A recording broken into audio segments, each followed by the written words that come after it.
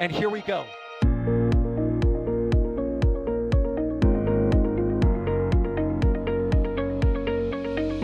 have liftoff. Propulsion continues to be nominal. R68 chamber pressure looks good. Rolling up. Roger, roll, Atlantis. Water towers fly! Yes! Tango down to nominal. Fighting downside FD off. Bring in FD off. Off. It's orange! Orange 25! Oh my god! Oh my god! Decollage. What is it? Put that in the big bag, Eagle. 343 unfolds to go. Indeed. We rise together, back to the moon and beyond. If there's methane to be igniting in the flare, correct? Yikes. You bet. We don't need any more of these.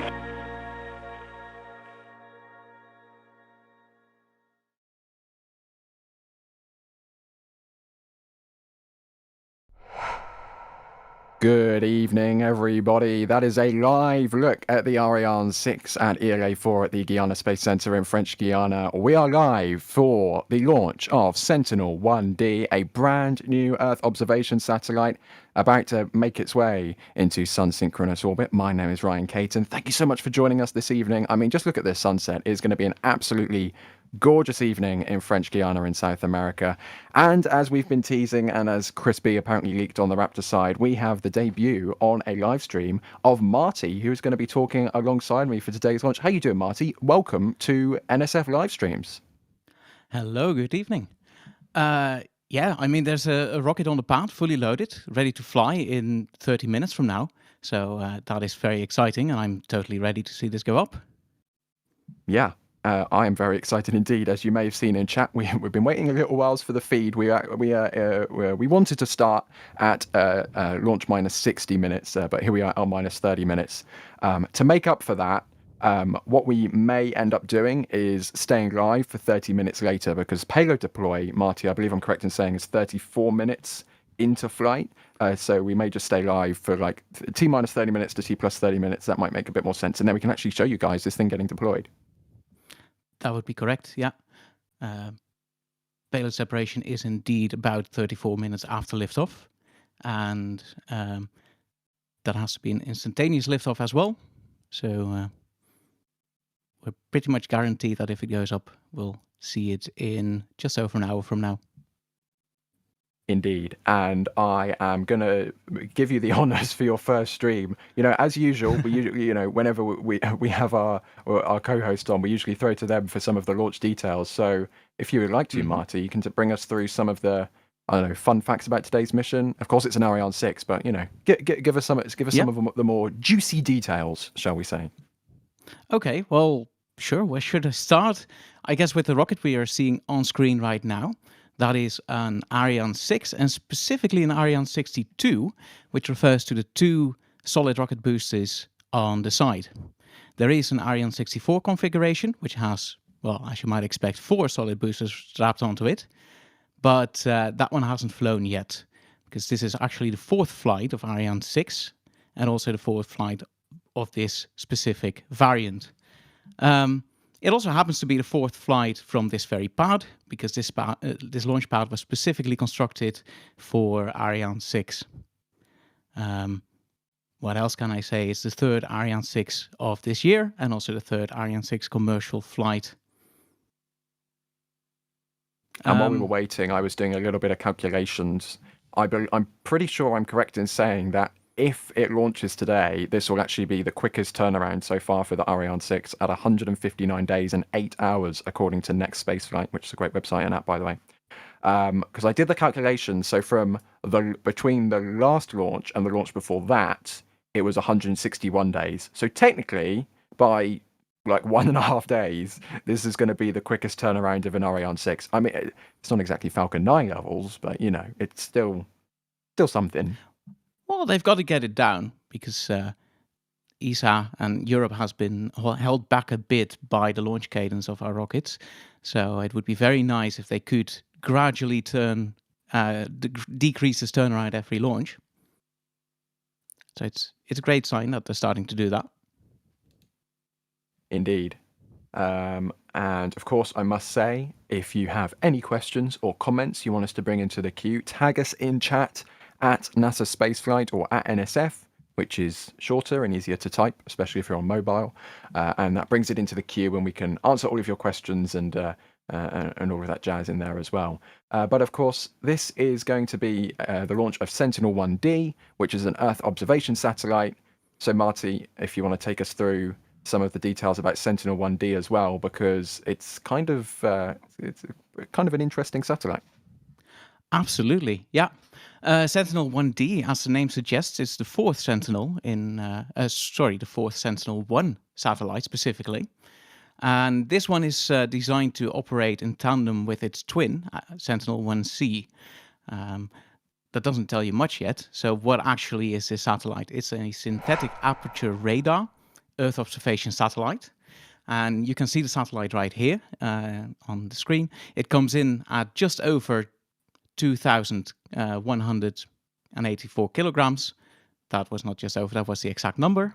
And with its solar arrays deployed, it is about 21 meters long, 2.5 meters wide, and 4 meters tall. You can also see the long bar at the bottom of the satellite. That is actually the synthetic aperture radar instrument, which on its own comes in at 12 meters long and just under a meter wide, and it masses 860 kilograms of its own. Now, Sentinel-1, the entire Sentinel-1 program, is a synthetic aperture radar Earth observation program, and it has launched a couple of satellites before, namely Sentinel-1A and Sentinel-1B. These are old. They launched quite a few years ago, and actually Sentinel-1B did a little bit of an oopsie, so that one is out of commission now. But Sentinel-1C and 1D are there to replace the old satellites.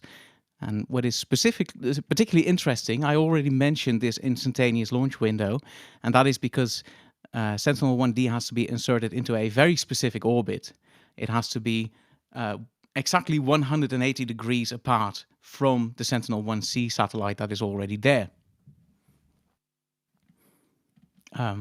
So, yeah, I've got many more details on my fact sheet, but perhaps there are some. We've got 50 minutes or so to spread them out. Yeah.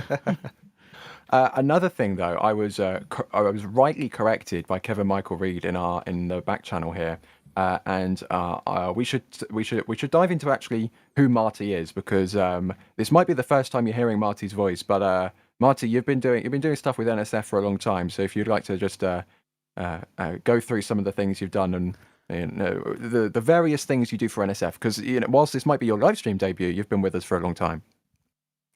Yeah, I think I've been with NSF for just over 2 years now, and I started out on the news website side of things. So I've been writing science pieces for the news website, and then I moved over to the video side of things as well. So I usually write the scripts or part of the scripts for This Week in Spaceflight, together with Alex and Martin. And what else have I done? Since just a few weeks, I also provide a Dutch voiceover, because if you haven't noticed, I'm Dutch. I provide a Dutch voiceover for the Starbase summaries. Is there anything else I do? Probably. You did a presentation at the NSF UK EU meetup, if you are a member, or you actually came into the meetup. You would have seen that live. That was actually very, very fun to do that presentation about European space as well. So it's great to make my debut on a European launch. There's actually some people in chat saying that they enjoyed your talk at the meetup. So there you go, Marty. You already have Marty's fan club is already in full force in the chat. Well, I have to go through a little bit of support we've been getting here, because even before the stream started, we've got people supporting the show. Of course, we had Eastern Shore Spaceflight becoming a Capcom member, Alfred become a Red Team member, Matthew became a Launch Director member, Shane become a PadRap member, Turtle Sanctuary gifting a Red Team membership. So if you received one of them, make sure to thank them in chat.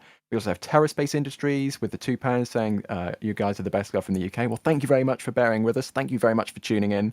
And we also have John Gamer with a $10 super saying, light it up. And yes, fingers crossed we get the ignition of that vehicle very shortly. But Marty, one of the differences that is kind of, I wouldn't say it's like a peculiarity or bad or good either way, but a lot of the time with US rocketry, we're used to the T0 time, the launch time, being when they actually release the vehicle. But in terms of Ariane, the T0 time, I think I'm correct in saying it's actually when they light the engines and they actually launch a few seconds after T0. I believe that is correct. So what they will usually do is they will first light the Vulcan 2.1 engine on the core stage. That is a Hydrolox engine. I believe you can see it there on the top left view, which they just got away from. But that's a Hydrolox engine, so a liquid fueled engine powered by hydrogen and liquid oxygen, so Hydrolox. And they first want to make sure that one is all powered up and up to its full thrust before igniting the solid rocket boosters, because as soon as you light these things, there's really no stopping the vehicle. So for some reason, I don't know why, but they've decided to start lighting the engines at T0, and then we'll see it lift off just a few seconds later. Yeah, indeed. Very much looking forward to that. But we also have an additional voice just in case we needed them. But I feel like this question is indeed for them, because we have Hugh Mann in chat who is asking, this may not be the Space Coast, but what are the 4 towers for? Lol. Well, luckily we have someone from the Space Coast available on commentary. DY's just got back in from capturing the Starship launch mount role for us. DY's, what are the 4 towers for? Well, we talk about the 4 towers often in reference to Slick 40, but here they are the same sort of purpose, supporting the lightning protection system, because of course rockets are these very tall and conductive vehicles, and you don't necessarily want the heat and electricity of lightning striking a vehicle. So instead you have these even taller towers, often with wires strung between them, such that any lightning in the vicinity would go to them and be redirected to the ground, rather than risking the vehicle itself being struck while it's on the pad, which could cause damage to the vehicle or the satellites, or just issues you don't want to see. So that's part of the lightning protection system. Indeed. And in case you didn't know, French Guiana is literally smack dab in the middle of the Amazon rainforest, which, rainforest, kind of in the name, so might be a little bit stormy sometimes. It's a prime, just like Florida, it's a prime location for that lightning protection system to be in good use when you have sensitive rocket hardware out there at the pad.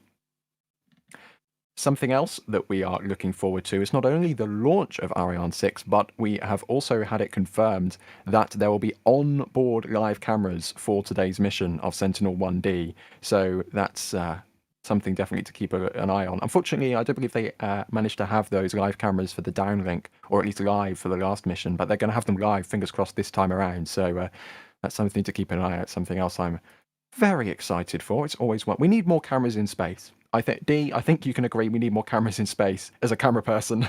More cameras, more better, and more cameras in space are certainly better. Earlier in the stream, we got a brief look at one of the down-looking cameras that's mounted on the rocket. So hopefully we'll get one of those shortly after liftoff, and we'll be able to see the pad from above. Wonderful. Marty, we've got a good question here. You said earlier we were talking about the variants of the Ariane 6. There's the Ariane 6-2 with the 2 SRBs, the Ariane 6-4 with the 4 SRBs. And we have 2 questions here. We have Tony and we have Galactic Cyan asking, when will that 4-booster version debut? Do we know when the first version of that Ariane 6 will launch? Or have they not said anything? Not the exact date, but it will be in just a few flights. So it will be on the very first Kuiper mission. So Ariane 6 is also going to fly satellite into space for Amazon's Kuiper constellation, their internet constellation. And that one, if I'm not mistaken, will debut this Ariane 64 variant with the 4 solid rocket boosters. And honestly, I cannot wait to see that one. And by the way, I forgot to say that flight is currently scheduled for no earlier than next year. And there's also the Block 2 variant, not Starship, but of Ariane 6. Is that when they're going to upgrade the SRBs? I believe so, yeah. So this variant of Ariane 6 we're seeing right now is flying the P120C solid rocket boosters. And then the Block 2 upgrade, and now I have to scroll for my facts, is supposed to fly the P1... And believe it or not, Is it I just lost it. 60C? 160C, you're exactly right. So that is a more powerful solid rocket booster that adds about 14 tons of solid propellant to the booster, and it's also about a meter taller. Awesome. And even beyond that, I mean, I don't want to be pessimistic, but there is a proposed Block 3 as well, I believe, which will have a composite upper stage. And then there's also the proposals to bring in like reusable boosters and the Suzy crewed or spacecraft. So there's a lot of proposals for Ariane 6, and if they can execute on those, don't get me wrong, that'd be incredible for Europe to have that sort of capability. But right now we are stuck. Well, stuck's not the right word. Right now we get to watch the Block 1 variant. We've got to deal with that for now, and it's still an amazing rocket. I've loved all the Ariane 6 rocket launches we've seen to date. So the upgrades, the Block 2, and whatever is coming next will be even more amazing. But that doesn't take away from the launch we're awaiting in just 15 minutes. Indeed. And we had another question in here. We had Tristan, who is asking if we'll be able to see this from the south of the UK. Unfortunately, at least not from the beginning. This is the on the briefing loop. This is the Sentinel-1D roll call. All positions have responded to the OD on the briefing loop, quoting their call signs, followed by their go, no-go status. SOM. SOM, go. Data handling. Data handling, go. AOCS. AOCS, go. Power. Power, go. Spake on 1. Spake on 1, go. Spake on 2, analyst. Spake on 2, analyst, go. Timeline. Timeline, go. Project rep. Project rep, Go. Project support. project support, go. Software coordinator. Software coordinator, go. Software support. Software support, go. Flight dynamics. Flight dynamics, go. OM. OM, go. S-track. S-track, go. Collision avoidance. Collision avoidance, go. Scheduling. Scheduling, go. Thank you, everyone. This concludes the S1D roll call. ESOC is go for launch. From now on, any change in the ground setting status should be reported to me immediately. Thank you. There we go. That's a go for launch from Arianespace. I hope chat is go as well. Yeah, we've got a lot of goes in chat, indeed. So yeah, that is exactly what you want to hear. T-minus 13 minutes and counting for Sentinel-1D. But the question I was bringing up from Tristan just before the go no go poll is, will we see this from the south of the UK? Now, at least not on the first go around, Marty, because I believe we have some wonderful hazard graphics from Neat Pizza that we can put up here, and if we can kind of draw a line for the or imagine a line in your trajectory, imagine the trajectory line in your head. That's what I meant to say. And it's kind of going to the north, isn't it? This is going to Sun-Synchronous Orbit. Exactly. Yeah. So it's going to Sun-Synchronous Orbit, which is a variant of a polar orbit. So it's going directly north. And I didn't bring out my globe, but as far as I'm aware, that line doesn't go over Europe, at least anytime soon. Yeah, So it kind of for anyone in clips Europe, northeast Canada a little bit, I think. that would be correct, I think. Yeah. And we had another question in here from official Soul Does Stuff, asking how many bananas does the fairing fit? I'm trying to find the payload. Marty, I don't know if you have this on your cheat sheet. I'm trying to find the payload volume of the fairings to try and answer that question. We always get these stupid how many bacon, how many bananas will fit inside a payload fairing. I'm trying to figure it out, but I can't actually find the payload volume. I don't have a figure for you, I'm afraid. The question is the limiting factor the volume of the fairing, or is it the thrust of the rocket? That's a good question, Yeah. because according to this information I have, the payload to low Earth orbit at least is just over 10 tons for this variant. So what's the average? We need to get the average mass of a banana, and then get that, find out how many bananas is 10 tons worth of bananas, and then find out how big that is. And then I'm sure someone in chat is going to love doing that. And if you do get the correct answer for us, tag us on social media or on all the socials. We'll give you a shout out, because unfortunately, I don't think anyone here has the bandwidth to get the do the calculation live on stream. Doing maths live, Marty, is never a great idea. That's my one recommendation for you. I'll keep that in mind. And we also have a question here from ResistoJet asking how large is this rocket compared to Falcon 9? And in terms of capacity, at least, as I just said, it's 10 tons to LEO, so that's about half a Falcon 9, I think. I'm not sure if anyone else has any of the other details on the size comparison. I didn't prepare my Falcon 9 facts, but this vehicle is 63 meters tall, which is slightly shorter than Falcon 9, if I'm not mistaken. Yeah, Falcon 9 is just about 70 meters tall, I think. But this does have solid rocket boosters, so I guess it would be a bit wider. I guess so, yeah. Its diameter is 5.4 meters, which is also the same diameter as its fairing. And here's Alex saying that Falcon 9 is 70 meters tall and 3.67 meters wide. But of course, Falcon 9 flares out at the top, so its fairing is a bit wider than that. But this vehicle we're looking at right now would be slightly shorter, but quite a bit wider than Falcon 9. And we have just had the information that the weather is green. So they've been sending up weather balloons, and they've been, of course, monitoring the skies in French Guiana, and they have declared that the weather is good to go for launch. So if you're just joining us, we had the go, no-go poll a few minutes ago, about 5 minutes ago. That came back all clear, so they're go for launch from that perspective. The weather is go for launch, chat is go for launch, and in 9 minutes' time, we should see the ignition of that Vulcan engine on the first stage. So fingers crossed, the sun is continuing to set here in French Guiana, and it's looking like it's going to be a very pretty launch indeed. Absolutely. I can't wait. I got to say, my heart is racing already. Yeah.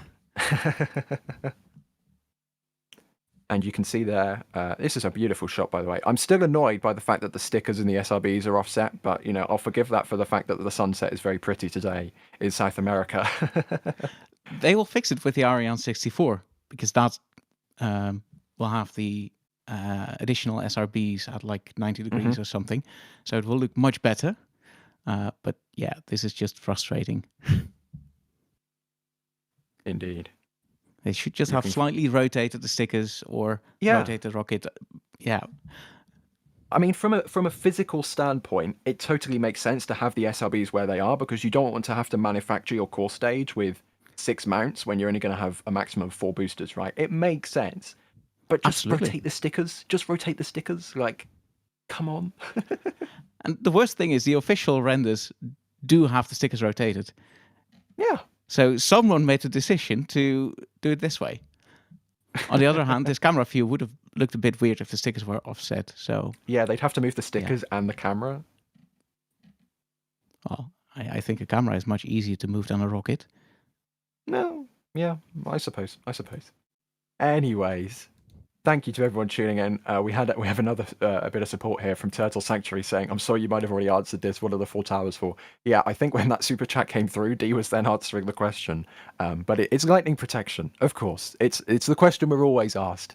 And if you're just joining us and you were previously unaware, Kourou is in the Amazon rainforest, where it gets a little bit stormy sometimes. So that is why they have that lightning protection to keep everything on the ground safe and make sure that the lightning strikes the lightning protection system and not the rocket itself. Because of course, inside the rocket is some very sensitive details and mechanics and such. We have another question here, an interesting question. They're saying a newbie here, but I think this is a good question nonetheless, because we're seeing a lot of different launch sites being developed in mainland Europe.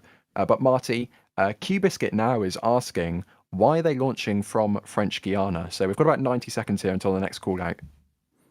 Yep, that is a great question.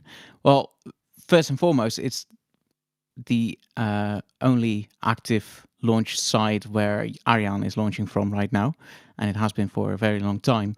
And this launch is going into a polar orbit, for which it's not quite ideal, but French Guiana is right on the equator, and that is very good for many orbits. So they've got this location, they might as well launch from here. And for some launches, it is a very ideal location as well, especially if you want to go to geostationary orbit. I don't know if that call out is coming up soon.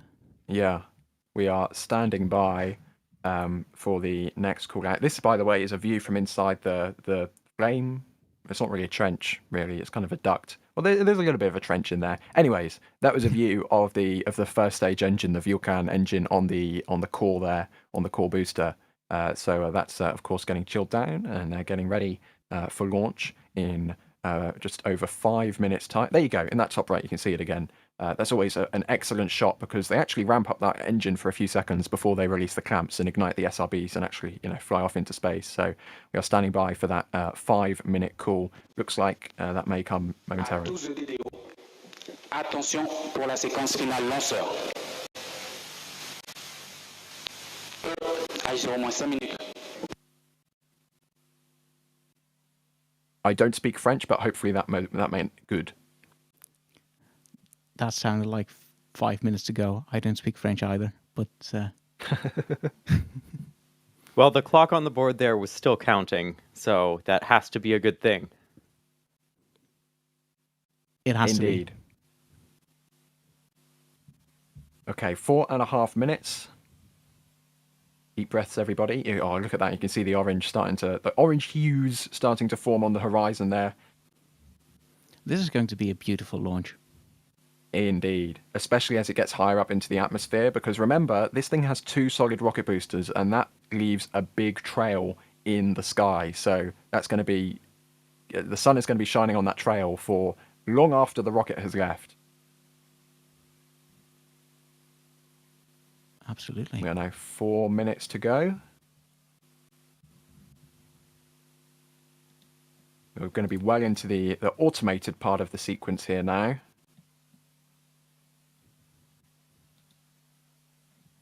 Oh, look at this. This is going to be absolutely spectacular. Wonderful. Oh, and we have Space Pope in chat. Hello, Space Pope. Space Pope saying, bless it into the sky. Thank you so much for the support, Space Pope, as usual, who are always in the stream. So, yes, hopefully this is sending goodwill to Ariane 6 for today's launch of Sentinel-1D. And Pirate Cheese in chat is asking the thrust-to-weight ratio for Ariane 6. And Marty, I'm pretty sure with those SRBs, it's certainly not New Glenn. No, it will get off the pad quite quickly. I don't know off the top of my head how quickly, but it won't be staying around for that long.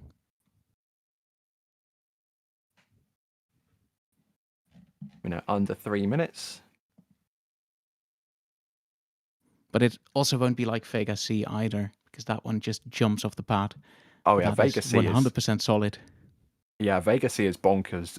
If you don't know, Vega C, like the first stage, is literally one of the solid rocket boosters from Ariane 6. Like it's the exact same motor, and it just goes phew.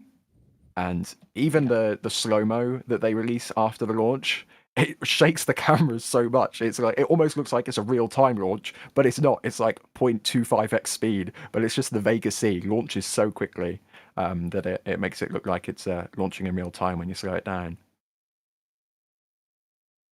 Yeah. So this one has a lot more mass to carry. but still, the solid rocket boosters will give it quite a push. Now 2 minutes to go. Oh, you can see some of the wisps of the smoke there. Not smoke, steam, vapor. You know what I mean? It's vapor, I believe. Yeah. I'm getting distracted by just how pretty the feeds are here from French Guiana, because it's so pretty. So pretty. It really is.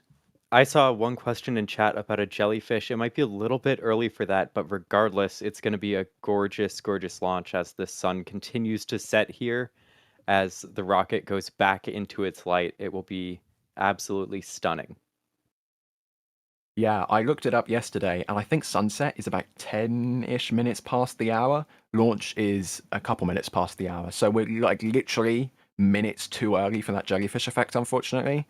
But it's going to be very pretty nonetheless, as we now approach 1 minute to go. And the rocket should now be controlling the count, as we continue to count down to launch. 40 seconds to go.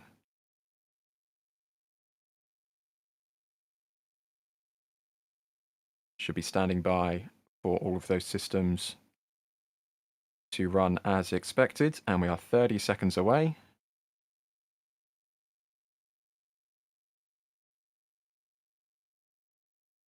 Now 20 seconds away. Next thing to keep an eye on for will be the ignition of the Vulcan engine on the core stage. Attention pour le décompte final. 10, 9, 8, 7, 6, 5, 4, 3, 2, 1. Allumage de C-SAR et décollage.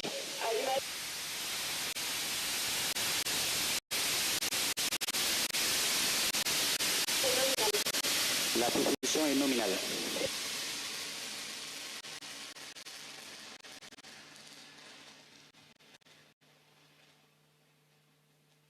Début de la manœuvre en bruit.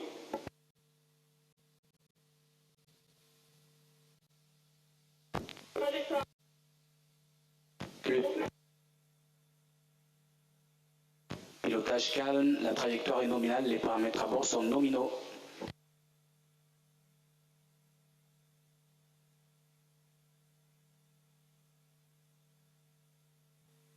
There we go. Beautiful ascent. Oh, look at that shot there of the SRBs and the Vulcan running. 50 seconds into flight. Sentinel-1D has started its journey on board Europe's newest rocket, Ariane 6. And that is 1 minute. And we are way through Mach 1 at this point, now going through Max Q. And that is on board with Ariane 6. Oh, look, a little bit of a vapor cone there on the side of the SRBs. Spectacular. That is so pretty. Look at it go. Okay, so we are now 1 minute 20 seconds into flight. We should be seeing the boosters separate in about 1 minute's time. And you can tell at this point they are definitely in the direct sunlight because that smoke is well illuminated even once it's clear of the exhaust of the engines itself. Oh my goodness, this is absolutely beautiful. That was definitely a return of the rumble to the jungle. I mean, just look at that thing go. That is absolutely booking it down range. Again, it's heading nearly direct north here out of French Guiana.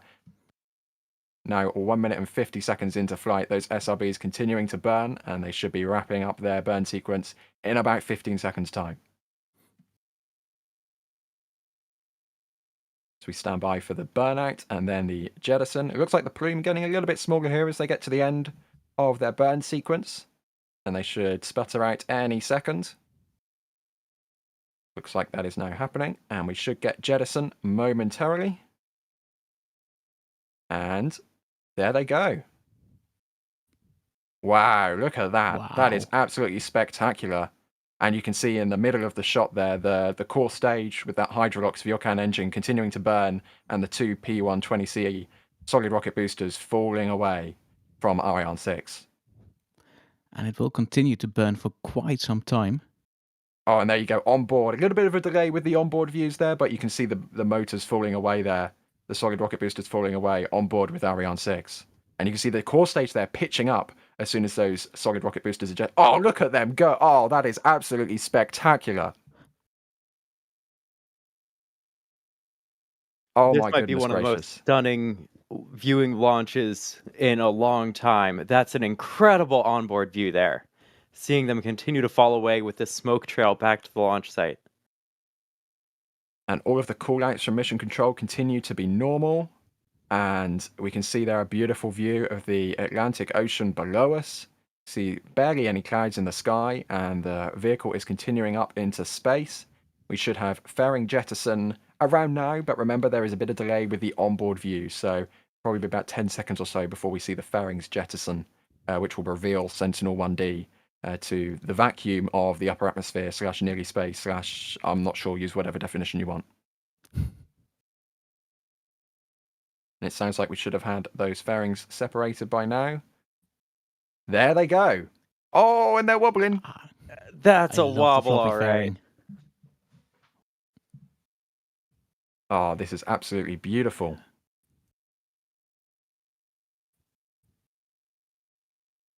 Continuing to go through 4 minutes into flight now. The next major milestone will be the shutdown of the Vulcan main engine. That should come up around 7 minutes. In 7.5 minutes, 7 minutes 37 seconds into flight. So we've got a good 3 minutes or so left on the burn. The top right box you can see there, that is the kind of a map of the trajectory. The green line is the expected trajectory. The yellow line is the actual trajectory being flown by the rocket right now. And you can see they are right on the money. This is pretty much bang on bullseye from the Ariane 6 so far as we pass or approach 5 minutes into flight now. And it looks like we've got a little bit of an animation in the bottom right as well. You can see there what the Sentinel-1D satellite will look like on board the second stage.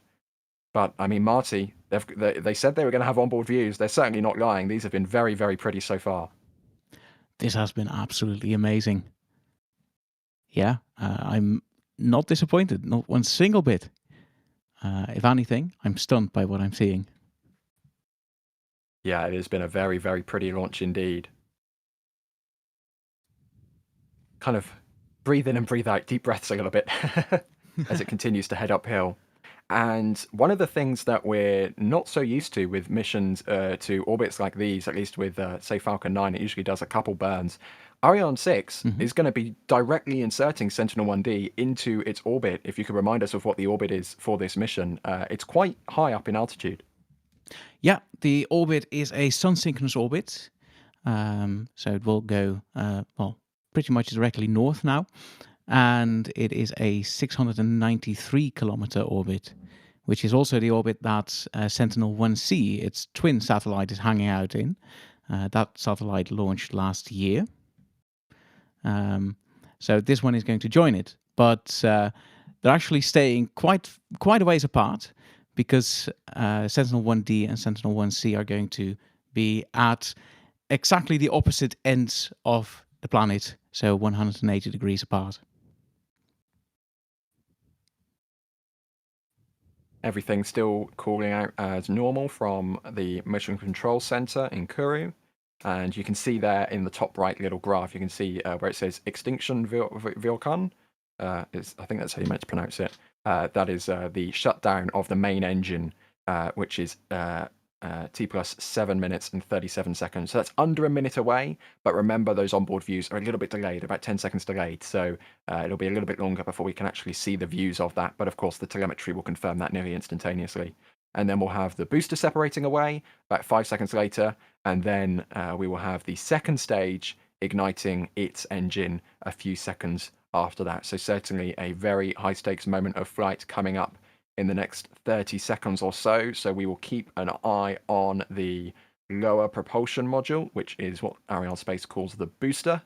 That should be shutting down in about 10 seconds time.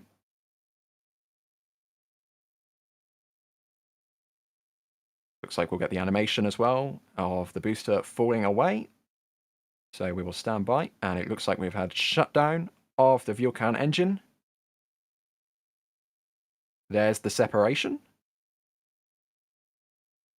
And we should see ignition of the second stage. There it goes. And fingers crossed we'll get this on the live views as well in the big box on the left. And there we go. We're getting the live views of it. That looks to be the shutdown. And there goes the booster. Thank you very much, booster. We will wave you goodbye. Oh, look at that. You can see the tank dome. And it falls away. Oh, that is spectacular. Look at it go.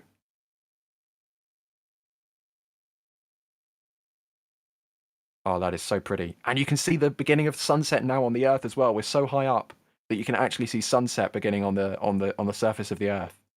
And you could actually see the shadow of the booster in its in the vapors coming off of it there very briefly. That is incredible. I think this is sort of the portion of flight where maybe some bit of jellyfish would be visible if you are along the ocean in the path.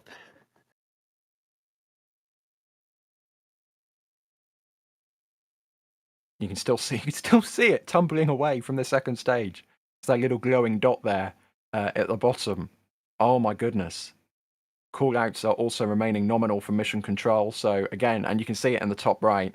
You can see the trajectory graphic. The green line is the planned route. The yellow line is what the rocket is actually flying. And as things stand, Sentinel-1D is being delivered to its exact trajectory, which is absolutely fantastic.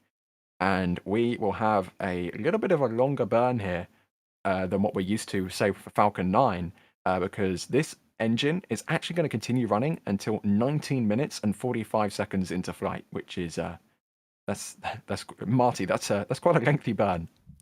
Yeah, for Falcon 9 launch by this T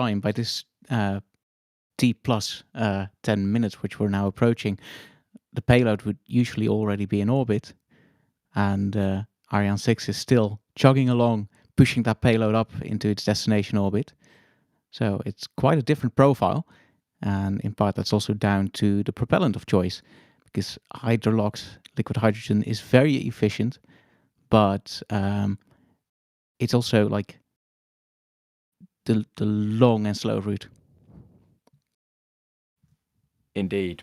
But I mean, there's definitely advantages to a direct insertion, and that is exactly what Ariane 6 is doing. And we still have live views from the second stage in that bottom right-hand corner, which is absolutely spectacular.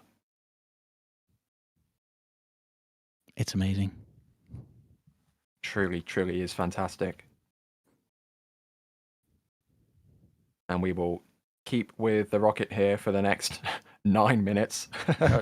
12-minute long burn. That's still incredible that a rocket engine can burn for such a duration.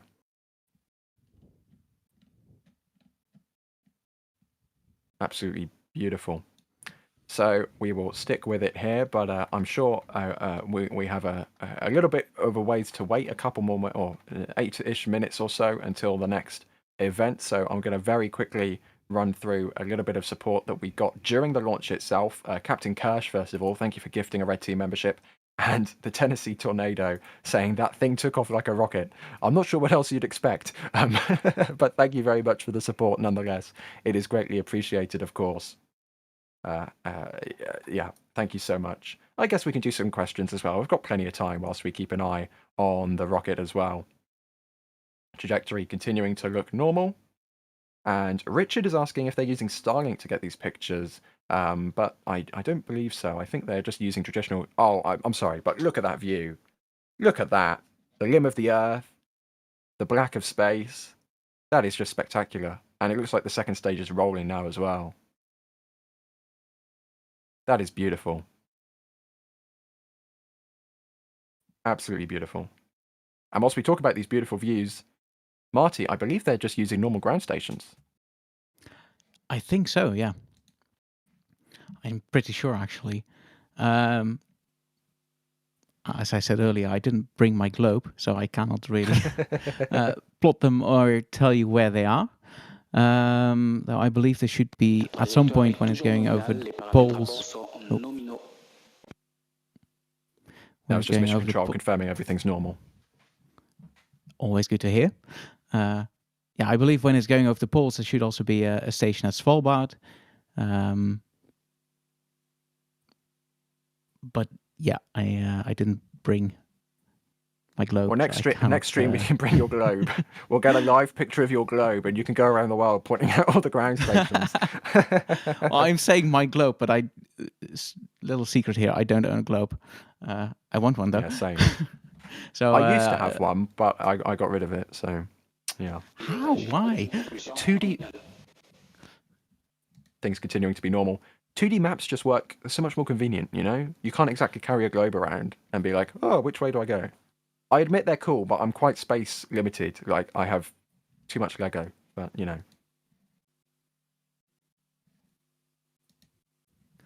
So, some of the ground stations we do know about are the Gatineau ground station, which they acquired or will be acquiring in a few minutes' time. As Marty said, there is the Svalbard acquisition over the North Pole. That'll be about half an hour into flight. And they also have the Nunosia ground station, which they will be acquiring about 59 minutes rather, into flight. So there's lots of ground stations around the world as this thing continues to head up on its northerly trajectory. If you're just joining us, we had a successful liftoff 14 minutes ago out of Ariane Launch Complex 4 at the Guiana Space Center in French Guiana in South America. We're going on a northerly trajectory. We had a good burn from both of the solid rocket boosters. We had a good burn from the core stage of Ariane 6. And so far, we've got a good burn from the second stage of Ariane 6. You can see in that animation in the middle there. And that's the representation of the Sentinel-1D satellite, which is being launched into an over 600-kilometer Sun-Synchronous Orbit today. The picture in the top right, the little graph in the top right, that is the current trajectory plot. The green line is what they want. The yellow line is what they're currently flying. The green line is what they want. So right now, Ariane 6 is straight down the money, and they're actually showing an animation there, your globe animation for you, Marty, there of the next ground station coming up. So there you go. You can see where the next ground station is located. It looks like, I think it was in Canada, but I was looking at it briefly. But there you go. Thanks to Ariane for picking up where I fell short. And in the bottom right, you can see live views from mission control as the teams continue to monitor the launch. Of course, as soon as from T-minus 1 minute, we could see the automated systems took over the vehicle. So there's nobody with a joystick on the ground flying the rocket. The rocket is flying itself to the intended trajectory. Yeah, of course, lots of people on the ground continuing to monitor all the telemetry that's coming in. We only get to see a brief piece of that because, of course, they continue to saying everything is going correctly, going nominal. Of course, if you wanted to see all of the data they have at mission control, you would need your own mission control. Unfortunately, we only have one screen to share with you. But there you go. Everything continuing to go well from the trajectory point of view.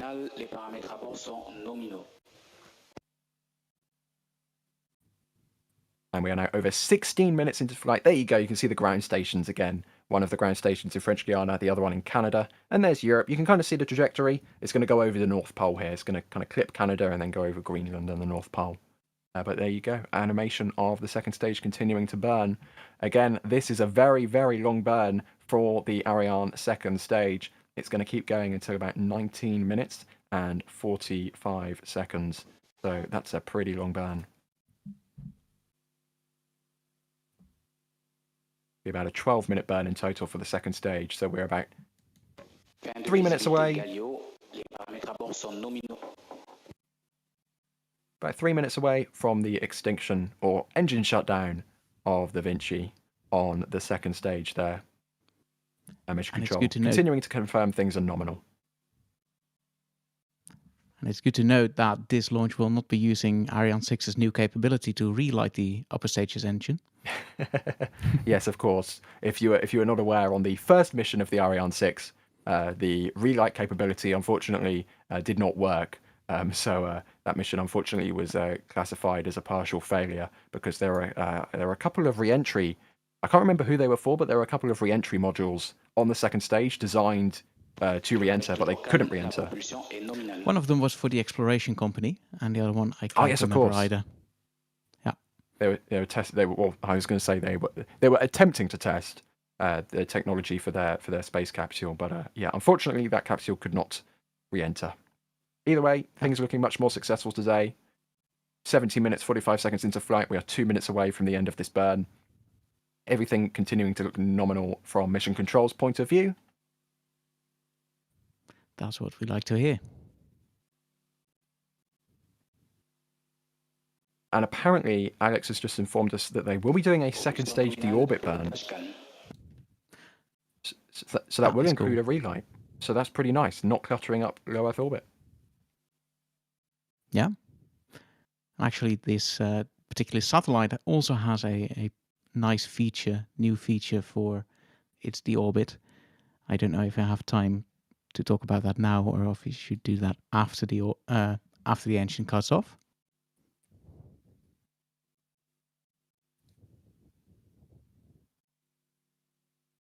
And we are just over a minute away from that cutoff now. Very quickly, Win mostly. Thank you very much for becoming a Padrat member. Did you say barbecue? Are they doing a barbecue roll? I don't mean that as a joke. I mean, like, you know, the Apollo spacecraft, they do a roll, like a barbecue. They called it a barbecue roll, and they essentially rolled the spacecraft to manage thermal properties. And I heard barbecue. It might be a French word that isn't barbecue, but if they are doing a barbecue roll right now, that's pretty cool. It doesn't look like it on the animation. Apparently they are. Maybe it's just a really slow barbecue roll for the second stage. Why not? That, of course, to manage the thermal properties, because essentially if you rotate the stage, it will heat one side, but then it will rotate that side out of view where it will cool down, and then the other side will heat up, and then it will rotate, and then it will cool down and heat up. It kind of, you know, keeps things nice. Anyway, we're about to see shutdown. We should focus on the rocket for a second. We're about to see shutdown of that engine. There we go. Nominal orbital insertion. The Vinci is shut down. And second stage has done its job. And in about 10 minutes' time, I think, Marty, we should see the Sentinel-1D deploying. We should indeed. Yeah. And then they expect to not hear from the satellite for about 45 more minutes. An acquisition of signal of the satellite is expected about 1 hour and 20 minutes after liftoff. But first, a payload deployment at around T plus 34 minutes. So whilst we have a little ways to wait until that deployment, we have a great question here from Human asking which Ariane vehicle is your favourite. Mine is the Ariane 5. I'll go around the room. D-Wise, I'll start with you, our resident Ariane expert. No, I'm just joking. D-Wise, what Ariane variant is your favourite? More nominal call-outs there. I've got to just say Ariane 6. Like, it's currently flying. It's exciting always when you get new rockets. So seeing a new rocket fly, it flew for the first time just July of last year, and so more rockets, more better. And for that reason alone, I'll go with Ariane 6. Okay. Marty, do you have a favourite? It would have to be Ariane 5. It is such an amazing and legendary rocket. It launched the James Webb Space Telescope. So that's an easy win in my book. But I'm willing to give up that position to another future Ariane variant. So just keep launching these things and maybe I'll change my mind.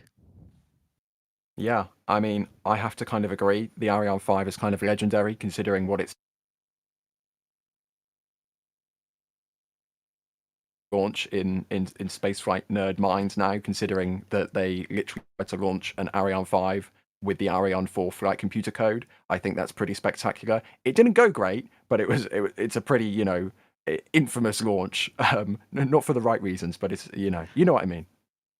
Yeah, it was a very interesting launch, and I've actually used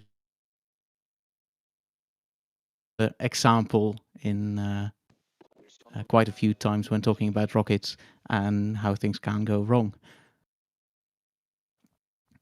I do really like the aesthetic of like the Ariane 1 through 4 though. I like the changing diameter of the vehicle, because it's like it gets thinner as you go up. Like I'm a fan of when vehicle diameters change, like during the rocket. But again, Ariane 5 launched James Webb, so You know what other rocket had a major change of its diameter throughout? Ares 1X. that's why I love Ares 1. Great I'll rocket. have to disagree there. Ariane 4 is just, in my opinion, it's very ugly. Sorry. Whoa. Okay.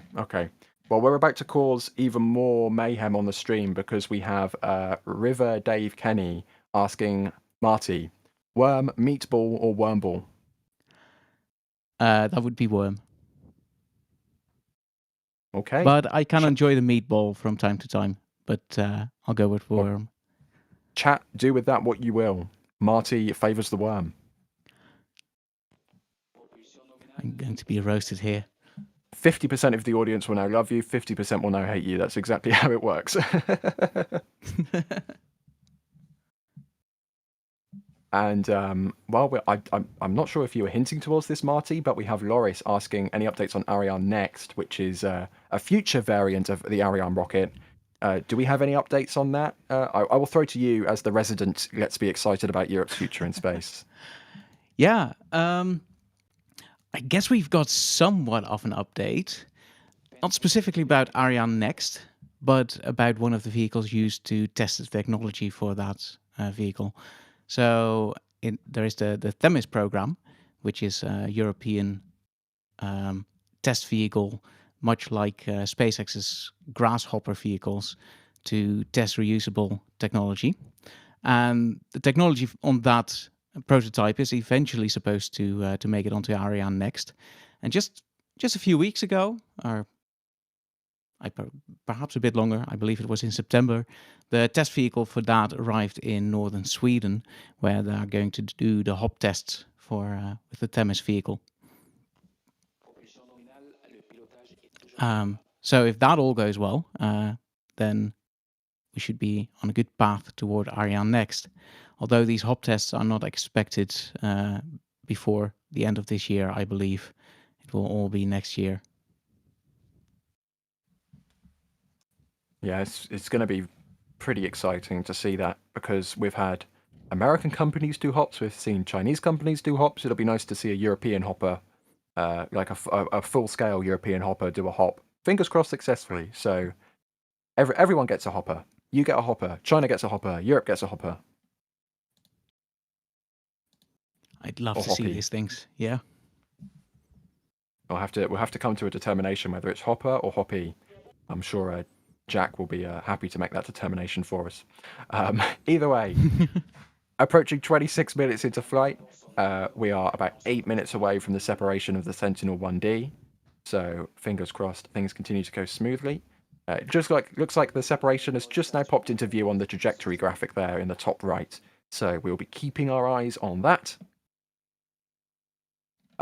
Jay Keegan, the producer, has just informed me that hoppy in French is hoblon. I probably pronounced that incorrectly, but there we go. How do you say the accent on that last E? I don't know. It's got a little thing on it. It's got a little line on it.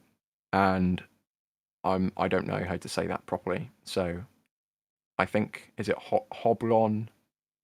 Hoblona? Hoblone? Hoblone? Hoblone, perhaps? I've probably just been banned from France, so I'm going to stop. Kevin Michael Reed says A. No, not Hoblone? A. It's like ballet. Hoblone. Hoblone. There you go.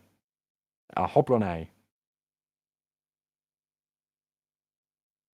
I think I'll park that one there and we can maybe discuss that another time. I think we've had enough of our French lesson for the day. Yeah. Let's go to this question from Severin Fisher. They're asking, is that upward rotation nominal? And yeah, Marty, as we were just describing, first of all, I would imagine they're going to be positioning the second stage in preparation for separation. And second of all, they were doing those barbecue thermal control rolls. Yeah. That sounds about right.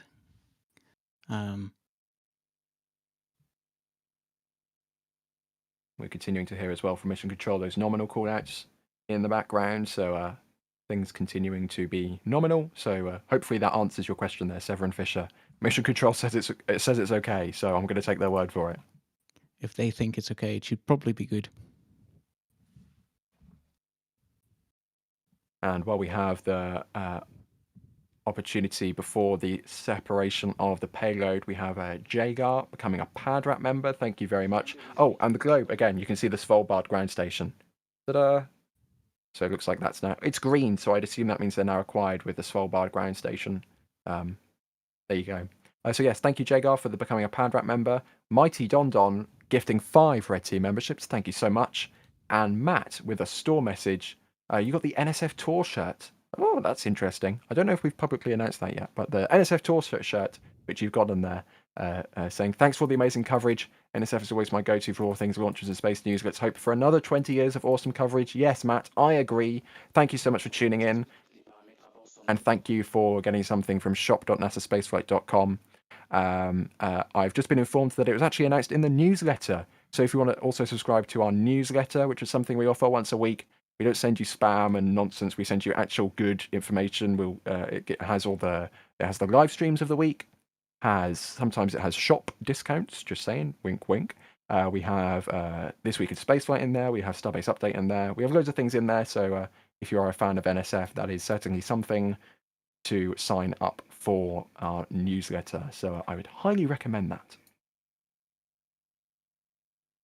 Also, that's brought us to 29 minutes, 30 seconds. We've still got about 4 minutes left until that separation, which we are expecting at 33 minutes and 51 seconds into flight.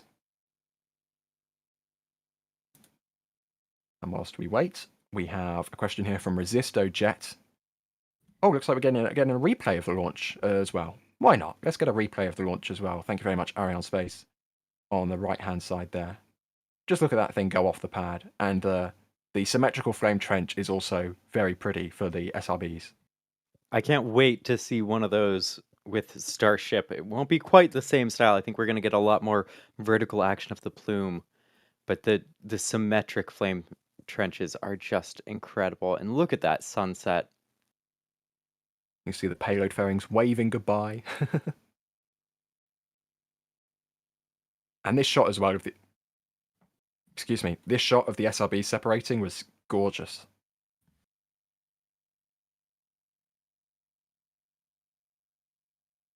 And there we go. Those are our replays from Arianespace. Thank you very much. Anyways, we've got about 3 minutes left until the payload deploy. So Marty, I'm going to toss this to you. ResistoJet is asking, what future launches does Ariane 6 have scheduled already? Because there's been a few launches that have shifted over to Falcon 9 because of delays. But is there anything exciting coming up on Ariane 6? Oh, for sure. Yeah. Let me get my... Marty is now going to check nextspaceflight.com, which is also available on the iOS App Store and Google Play Store. I actually lost my tab with the information. Oh, so, okay. Let me bring it up. I'm well prepared here. No worries.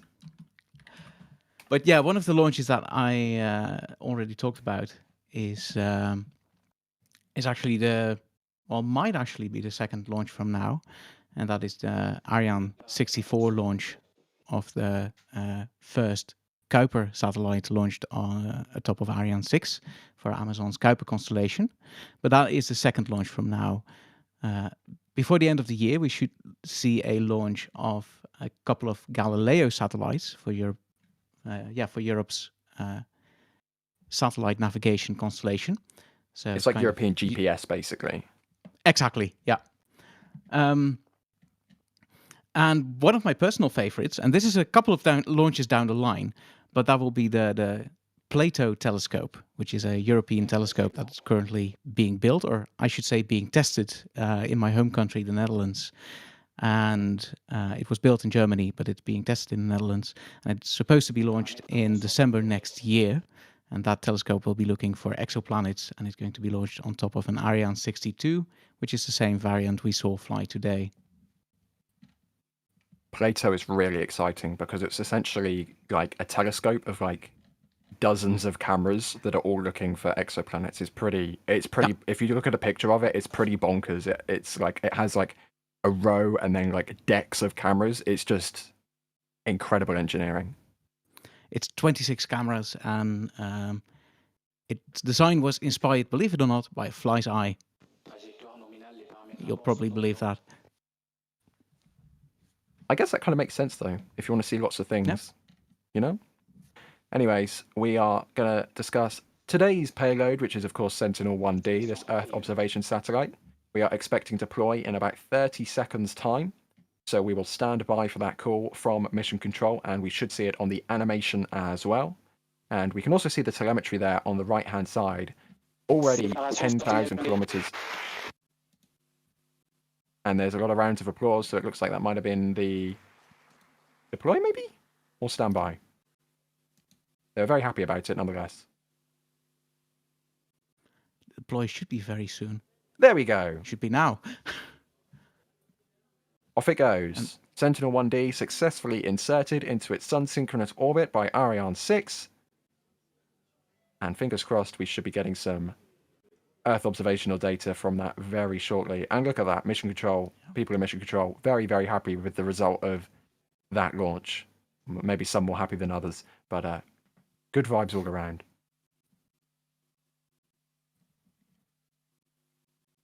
And there we go.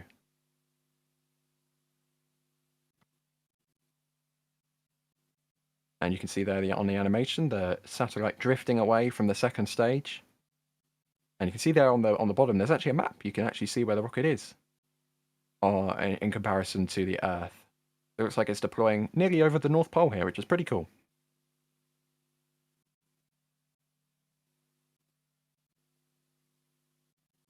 And whilst we have the payload deploying here, I'm sure, Marty, if you want to, you can go through some more details that we have on this Earth observation satellite. Yeah, I already talked about it a bit before launch, but just to recap, the satellite itself was built by Thales Arianespace, but the synthetic aperture radar instrument that's outfitted on the payload is built by Airbus. And that synthetic aperture radar instrument will be used for all kinds of things to observe our planet. The advantage of it is that it can look through the clouds, so it can operate in all weather.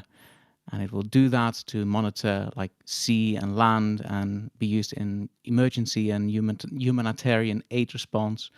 But it can also be used for scientific purposes. So they can use the radar to observe deformations in the ground. So when earthquakes happen and the ground like shifts around, they can actually observe that with tools like these. And it's also a very good satellite to map forests with or monitor sea ice. But there's another instrument installed on the payload on the satellite as well, and that is a maritime instrument used to monitor ships' positions. It's called an automatic identification system payload, and that will be used for enhancing maritime safety. So preventing collisions and monitoring vessels in sensitive areas. There's one more interesting thing to say about the synthetic aperture radar instrument, which is a big bar on the bottom of the satellite that's pointing at the Earth.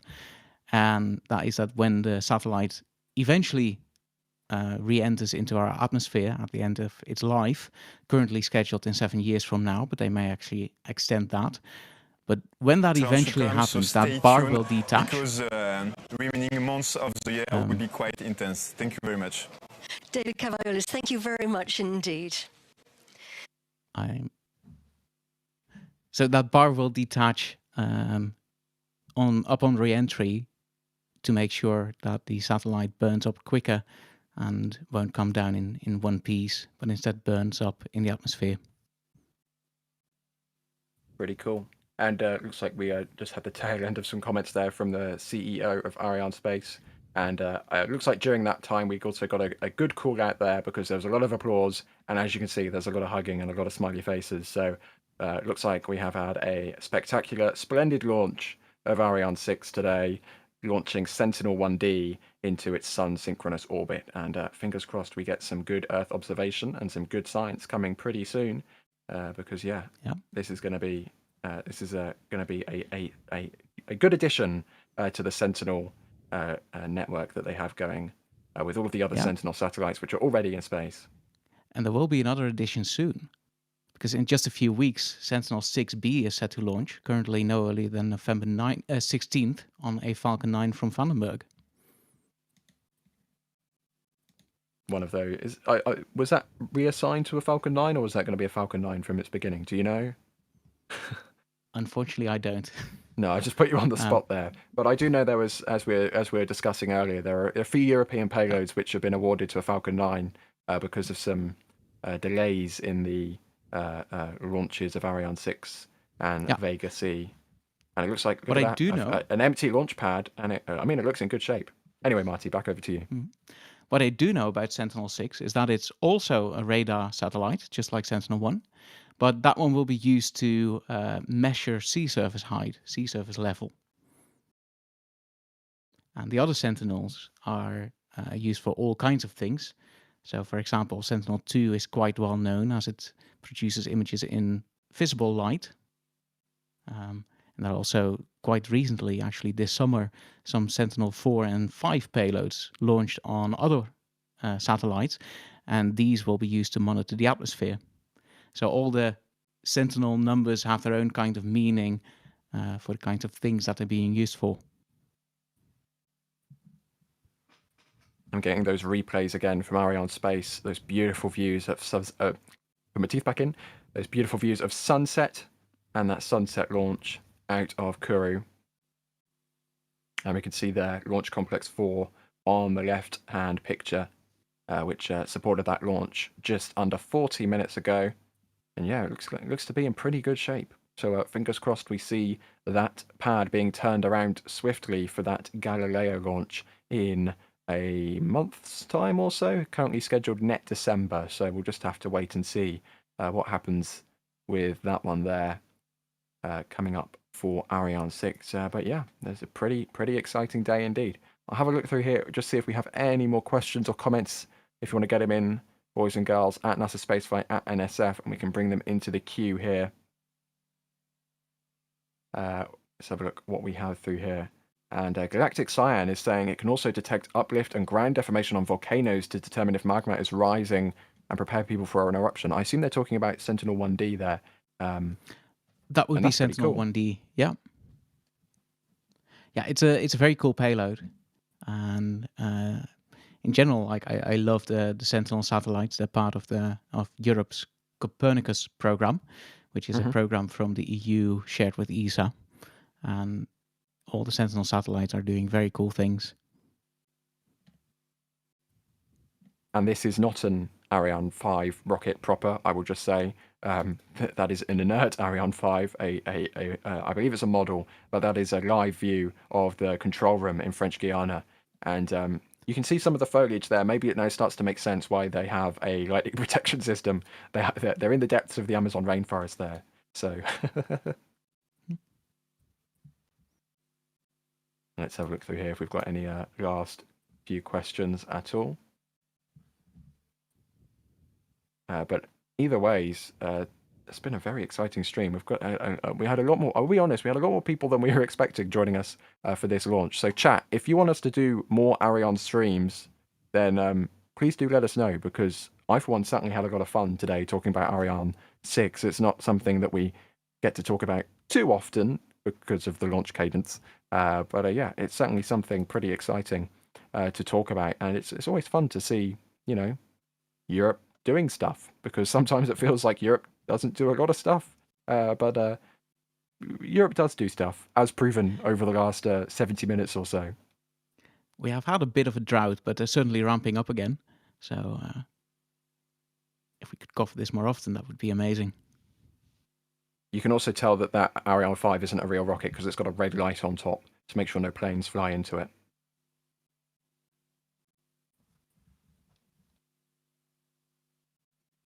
I found that funny, but okay. It is funny. Sorry. I didn't think to push my push to talk button in order to laugh. Yeah, it was so funny you forgot to press push to talk. That's fine. And we already have someone called Adrian in chat. Not our Adrian, an unofficial Adrian saying yes, please. So I think that means yes. I'm seeing a lot more. There we go. Chat has finally caught up. More Ariane streams, more better. Yes to more coverage of ESA launches. So chat seems very, very excited about ESA launches. I'm excited about them as well. So maybe if we can get Arianespace to provide these feeds again in the future, we will be bringing them to you. Because of course, once again, I must give a big thank you to Arianespace and the production company behind it as well, because literally during the launch they were fixing problems for us. So a big thank you to Arianespace for providing these live feeds for us to use for this launch. And yeah, I mean, pretty cool, low latency, spectacular HD view. So again, a big thank you to Arianespace for helping to make this happen. Hey, Ryan. And talking about Europe's future in space, there is someone who does those live streams, and Alex has decided to show up for the last minute here. Alex, what would you like to talk about with Europe's future in space? I heard you all like European space, and Europe's future in space. We have this whole series of shows interviewing officials of the European spaceflight industry, and I thought it would be a very fitting moment to say that we have an upcoming show with a French company called Latitude, hopefully coming up on November 17th. It's going to be a Monday show instead of a Wednesday show. You'll know soon why. but yeah, I thought it would be pertinent to talk about this here, and hope you all tune in, because it's really interesting to know more about these companies, and they have lots of different interesting plans ahead as well. And maybe we should have some repeat companies as well. Maybe let's see if Arianespace also wants to come in and things like that. We'll try and always shoot emails to everybody and see if they come to our show. But that's sort of the goal of this series of interviews. It's always interesting to hear more about what they're doing. And now that we've sent everybody to sleep, thank you very much, Alex. I'm sure everyone will be tuning in for the next episode of Europe's Future in Space. Seriously, they're really great discussions, and we have a whole playlist of them already. So if you are ever bored and you want something to even just listen into, we have talks with people from PLD Space, from Maya Space, which is a part of Ariane Group, actually.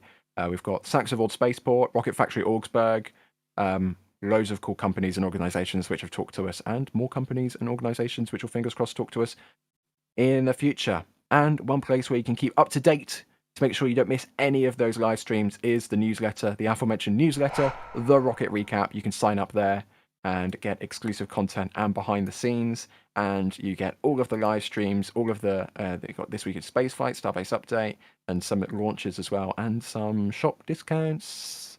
You didn't hear that from me, available there in the Rocket Recap. So make sure to sign up for that as well. And we've got a lot of streams coming up over the next day or so, because today not only did we have the rollout of the launch mount for the Starship launch pad in Florida at 39A, we also had the Ariane 6 launch of Sentinel-1D. Tomorrow we've got a Starlink launch and an Atlas V launch for Viasat, so we've got 2 more launches coming up in the next 24 hours. What else is there happening? We'll probably have another Starlink launch before the end of the week as well, because that's just how things roll nowadays. We've got Flame Trench on Friday, we've got This Week in Spaceflight on Friday, we've got so much stuff coming up. You know what to do. Make sure to get subscribed as well. Oh, of course, we've got New Glenn coming up at the end of the week as well. We've got the second launch of New Glenn, a daytime launch, may I say. Daylight launch might get a landing of the booster. The only way to find out is to tune in. That's Net Sunday. So make sure to set your notifications for that one. Anyways, I've pimped enough things at this point. Marty, well done, may I say, for your live stream debut. Thank you very much for coming on and talking about Ariane 6 and Sentinel-1D this evening. It has been wonderful having you on. Thank you for having me. It was absolutely amazing to watch this launch with you all. Yeah, chat, should we bring Marty back? I think you guys should make this call, but I certainly am in favour of bringing Marty back for future live streams. Now we wait for chat to catch up, because it takes a few seconds for chat to catch up. Alex in chat is saying yes, bring him back. Alex, that's cheating. Listen, we have some. And actually unmute and say yes, bring him back. There you go. Zapfan. We've got Yuri. We've got Ekro. We've got Xynonox. Lots of people saying yes. Lots of people saying yes in chat. So Marty, I think chat wants to have you back. I would love to be back. Of course, also thank you to DWise for popping in and bringing us their insights on the 4 towers. Of course, I always love to hop in for a live stream, and this was an absolutely stunning one to hang out with. It was such a great time of the evening for it to launch, and I look forward to the next one. And of course, thank you to Jay Keegan in the background, not only for working with Arianespace to make sure we have all of these feeds to show you guys, so big thanks to that, but also for actually pushing the buttons and making us sound pretty, I guess. I don't know, but thank you very much, Jay, for doing all of the producing work that you do. Either way, I don't think we've been live at T plus 48 minutes for a very, very long time, but thank you all for watching. Thank you for bearing with us with the delayed start. And thank you for tuning in for today's launch. It is greatly appreciated. And by the looks of things, you guys want to see more of them. So we will make sure to make that happen. Either way, my name's been Ryan Caton. Thank you very much for joining us on NSF. And we'll see you next time. Bye-bye.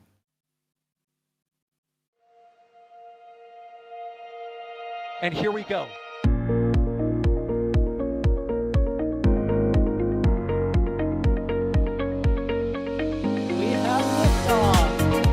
Propulsion continues to be normal. R68 chamber pressure looks good. Following up.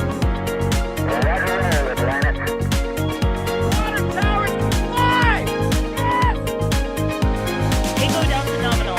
Flight downside FD off. Bring in FD off. It's orange! 45! Oh my god! Oh my god! Décollage! Put that in the big bag, you know. 343 unfolds to go. Indeed. We rise together, back to the moon and beyond. This methane will be igniting in the flare, correct? Yikes. You dead? Sure. We don't need any more of these.